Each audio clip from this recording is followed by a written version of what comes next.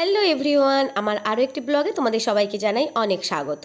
এটা ছিল নবমীর দিনের ভিডিও। সেই দিন যেহেতু বাড়িতে অনেক লোক ছিল, তো ভিডিও করার সেইভাবে আমি টাইম পেয়েছিলাম না।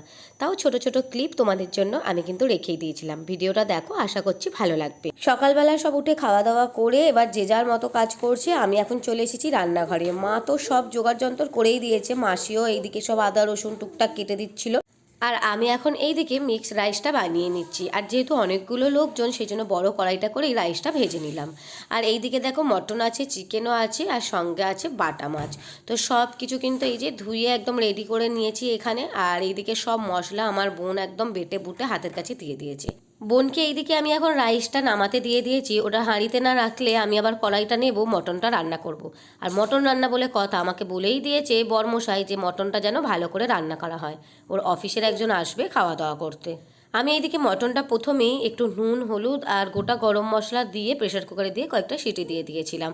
প্রেশার কুকারে সিটিটা দিয়ে দিলে একটু তাড়াতাড়ি হয়ে যায় এই আর কি।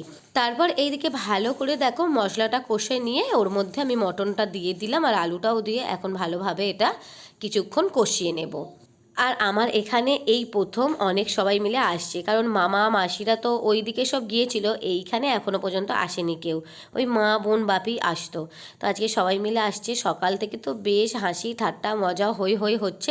তারপর রান্নাবান্না সেরে সবাই মিলে একসাথে খাওয়া দাওয়া করলাম। রাইস, মটন, চিকেন, মাছ ভাজা, তারপরে চাটনি, পাঁপড়, মিষ্টি সবই ছিল।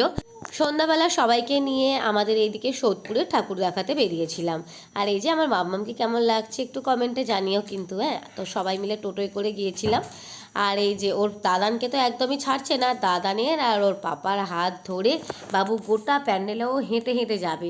কোলে নিলেই এত চিৎকার করছে বলার মতন নয়।